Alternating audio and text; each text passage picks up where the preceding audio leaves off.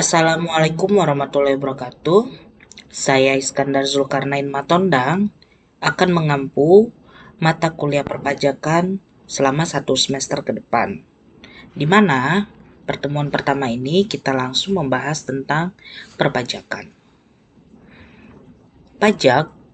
Definisi pajak berdasarkan Undang-Undang Nomor 28 Tahun 2007 Pasal 1, kontribusi wajib kepada negara yang terutang oleh orang pribadi atau badan yang bersifat memaksa berdasarkan undang-undang dengan tidak mendapatkan imbalan secara langsung dan digunakan untuk keperluan negara bagi sebesar-besarnya kemakmuran rakyat. Ciri-ciri yang ada dalam pengertian pajak tersebut adalah: A. Pajak merupakan kontribusi wajib dari masyarakat kepada negara. B. Dipungut berdasarkan undang-undang dan aturan pelaksanaannya, sehingga sanksinya tegas dan bisa dipaksakan. C. Tanpa kontraprestasi secara langsung. D.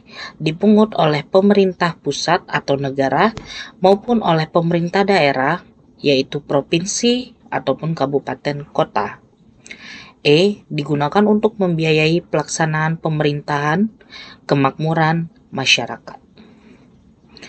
Hukum pajak adalah keseluruhan peraturan yang mengatur hubungan antara pemerintah sebagai pemungut pajak atau fiskus dan rakyat sebagai pembayar pajak atau wajib pajak. Hukum pajak sering juga disebut hukum fiskal. Hukum pajak dibedakan menjadi A. Hukum pajak material adalah peraturan yang mengatur tentang pajak yang sifatnya umum, disebut juga hukum pajak umum lex generalis. Hukum pajak material ini wujudnya berupa undang-undang perpajakan seperti Undang-Undang Nomor 28 Tahun 2007 tentang KUP, Undang-Undang Nomor 36 Tahun 2008 tentang PPh, Undang-Undang Nomor 42 Tahun 2009 tentang PPN dan PPNBM, dan Undang-Undang Cipta Kerja Tahun 2020 dan sebagainya. B. Hukum pajak formil adalah peraturan yang mengatur bagaimana hukum pajak material dilaksanakan. Disebut juga hukum pajak khusus atau hukum acara perpajakan, lex specialis. Hukum pajak formil ini disebut juga peraturan-peraturan pelaksanaan dari undang-undang perpajakan yang berupa peraturan pemerintah, keputusan presiden, keputusan menteri keuangan, keputusan dirjen pajak, surat edaran dirjen pajak, dan lain sebagainya. Dalam ilmu hukum, termasuk juga hukum pajak, berlaku ketentuan yang menyatakan lex specialis derogat lex generalis, yang artinya hukum khusus bisa meniadakan hukum umum. Jadi hukum formil dalam kondisi tertentu bisa meniadakan hukum material.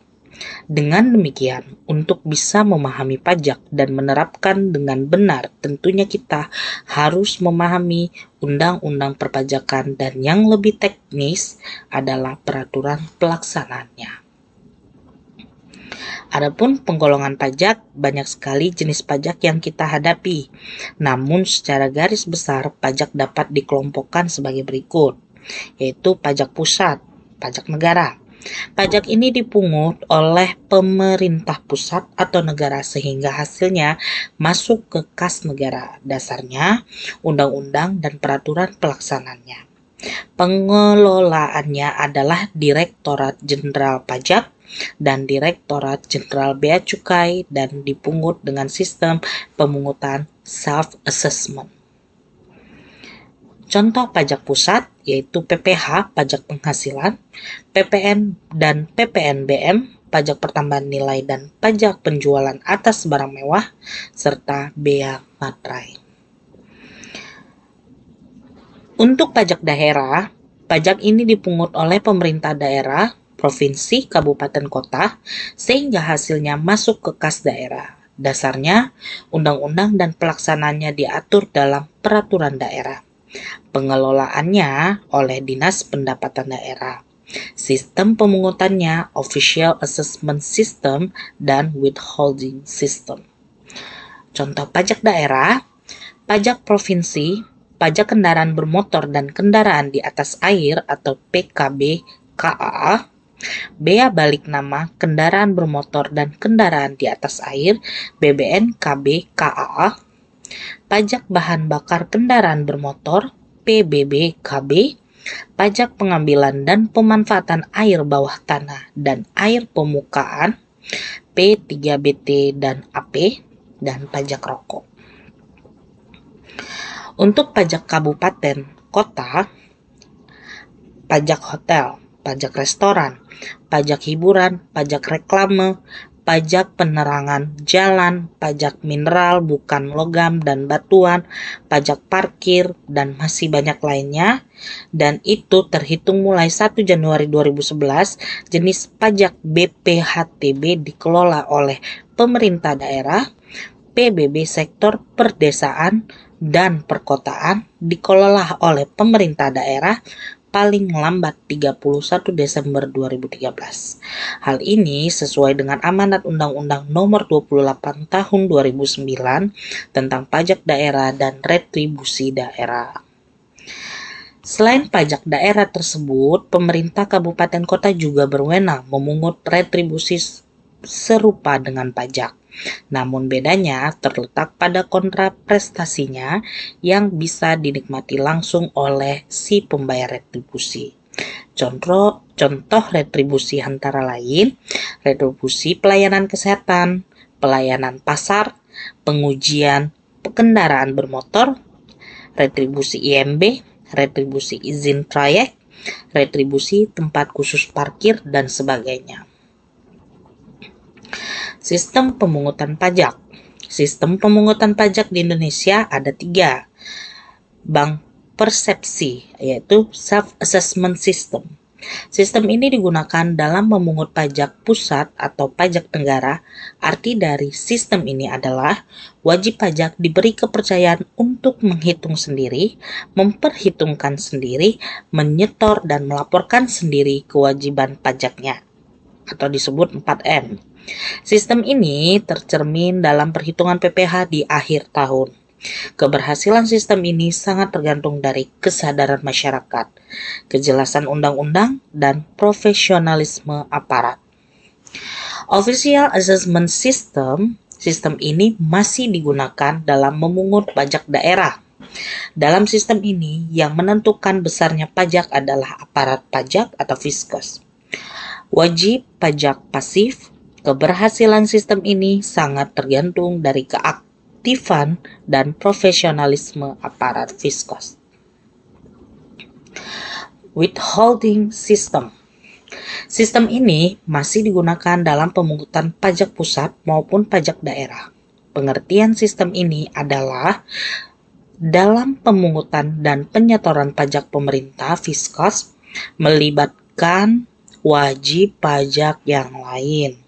Sistem ini kontribusinya terhadap penerimaan pajak masih sangat dominan. Contoh, pemerintah daerah memungut pajak hotel melalui pengusaha hotel. Pemerintah pusat memungut PPh 21 melalui pemberi kerja. Adapun asas pemungutan pajak, ada asas domisili, asas sumber, dan asas kebangsaan. Cara pemungutan pajak ada stelsel real, stelsel fiktif, ada stelsel campuran. Syarat pemungutan pajak ada syarat keadilan, yuridis, ekonomis, finansial, dan sederhana. Untuk teori perpajakan, ada teori asuransi, teori kepentingan, teori asas gaya pikul, teori kewajiban pajak mutlak, dan teori asas gaya beli.